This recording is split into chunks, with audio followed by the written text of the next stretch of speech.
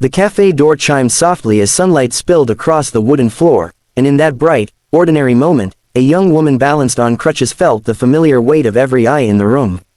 Her breath tightened not from pain, but from the silent question she had learned to expect wherever she went, whether there was space for someone like her.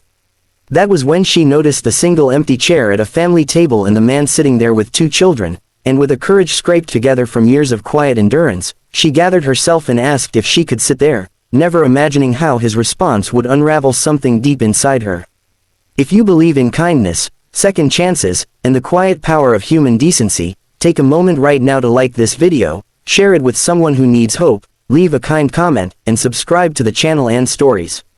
Your support keeps stories like this alive. Her name was Mara Vance, and she had learned to move through the world carefully, measuring each step as if the ground itself might change its mind about holding her. The cafe was filled with late morning light, the kind that made dust sparkle and softened the sharp edges of life, but for Mara, public spaces still felt like tests she had not signed up for.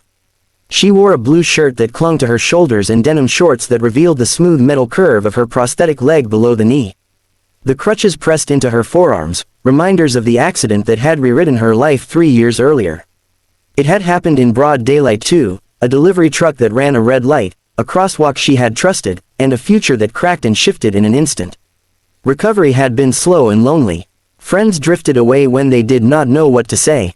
Strangers stared or looked away too quickly. And yet, Mara still came out, still ordered coffee, still tried to live.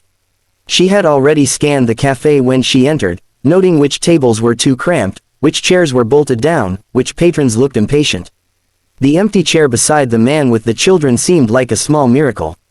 He was early 30s, maybe a little older, with a tired kindness in his eyes and sleeves rolled up as if he had already been through a long morning. The children sat close to him, one perched on his knee, the other leaning against the table, both absorbed in the simple joy of being together. The sight made Mara pause. Families sometimes made her ache, not with jealousy, but with the reminder of what she had lost when her own parents passed within a year of her accident, one to illness and one to grief that followed too closely behind. Mara approached slowly, feeling the room grow quiet in that way that only exists in your head but still feels real. She steadied herself, heart thudding, and asked for permission in the softest way she could manage. She expected a polite refusal or an awkward pause. What she did not expect was the man to shift immediately, moving his chair back to create more space, his face opening with relief rather than discomfort, as if he had been waiting for the chance to do something right that day. The man's name was Jonah Mercer, and he had learned, since becoming a single father, that the smallest decisions could shape an entire afternoon. His wife had died 2 years earlier after a sudden illness, leaving him with their son Elias and daughter Rowan, and a life that felt like it had been dropped from a great height. Mornings were a blur of lunches packed, shoes found, tempers soothed. The cafe was their small tradition, a daytime stop after therapy appointments and school meetings, a place where Jonah could watch his children laugh and remember that joy still existed. When he saw Mara standing there, uncertain and brave, he recognized something familiar in her posture. It was the same look he saw in his own reflection sometimes, the look of someone asking the world for permission to keep going. He welcomed her without hesitation, helping steady the chair as she sat, making sure the table was comfortable for her leg and crutches. He did not look at her prosthetic with pity or curiosity, but with the same neutrality he would offer anyone else, and that alone made Mara's throat tighten. It had been a long time since she had felt invisible in the best possible way. The children watched her openly, not unkindly, their faces full of questions that had not yet learned how to become judgment. Jonah explained gently, not making a lesson of it, just acknowledging that everyone's body told a different story. As the minutes passed, the cafe noise returned, cups clinked, sunlight shifted, and something inside Mara began to soften. She listened as Jonah spoke about his day, about trying to be both mother and father, about learning to cook meals that did not come from a box, about the way grief showed up when he least expected it, like a song in a grocery store or an empty seat at a school play. He did not share for sympathy. He shared because it felt safe. Mara found herself telling him about the accident, about the hospital nights when she counted ceiling tiles to keep from screaming, about learning to walk again in a room full of mirrors she could not avoid. She talked about the fear that had followed her since, the sense that she was always asking for space, always apologizing for existing. Jonah listened with the kind of attention that does not rush or fix. He nodded, his hands folded, his children calm beside him, and when she finished, he said something that cracked open the careful walls Mara had built. He told her that the chair had not been empty by accident. He explained that his wife used to say there was always room for one more, that tables were meant to gather people, not keep them apart.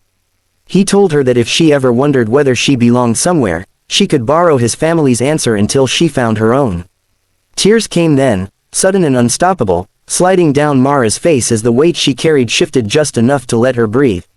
They were not tears of sadness alone, but of recognition, of being seen without being measured. The cafe faded into a blur as Jonah passed her a napkin and looked away politely, giving her dignity in the moment she needed it most. The children reached for her hands, curious and gentle, and Mara realized she was smiling through the tears, something she had not done in public in a long time. The afternoon stretched on, sunlight turning warmer, shadows longer. They shared pastries, laughed at crumbs on the table, and spoke about ordinary things that felt extraordinary simply because they were shared. Mara noticed how Jonah adjusted his life around his children without resentment, how he carried his grief like a quiet companion rather than a burden to throw onto others. Jonah noticed how Mara's confidence grew as the minutes passed, how her shoulders relaxed, how her laughter came easier. It struck him that healing did not always come from grand gestures or dramatic changes, but from small, human moments that said you are welcome here. When it was time to leave, the cafe door chimed again, and Mara felt the familiar tug of anxiety about standing, about the eyes that might follow. Jonah stood too, positioning himself so others would give her space without making it obvious. He gathered the children, thanked her for sitting with them, and said that mornings were better when shared. Mara nodded, unable to speak at first, and then managed to thank him for the chair, for the kindness, for the reminder that she did not have to shrink to fit into the world. Outside, daylight wrapped the street in warmth. Cars passed, people moved, life continued in its relentless, beautiful way. Mara took a careful step forward, then another, feeling steadier than she had when she arrived. She watched Jonah walk away with his children, their hands linked, their laughter trailing behind them like a promise. She did not know if she would ever see them again, but she knew the moment would stay with her, a quiet anchor she could return to on harder days. As she made her way down the sidewalk, Mara realized that something had changed. The world had not become easier or safer overnight. Stares would still happen, pain would still flare, loneliness would still visit, but now, layered over all of it, was the memory of a chair offered freely, of a family that made room, of a man who answered a simple request with grace. It was enough to remind her that kindness did not need to be loud to be life-changing.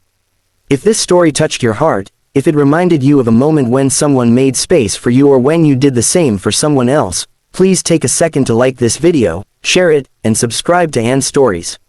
Your engagement helps spread stories that matter. And before this story ends, we have a special request for you. Comment below with one small act of kindness you believe can change someone's day. Your words might be exactly what another viewer needs to read right now. Mara reached the corner and paused, letting the sun warm her face, letting the tears dry. She did not feel fixed or finished, but she felt lighter, and sometimes that was enough. Somewhere behind her, a cafe table stood ready for the next person who needed a seat, and somewhere ahead, life waited with all its uncertainty and quiet hope.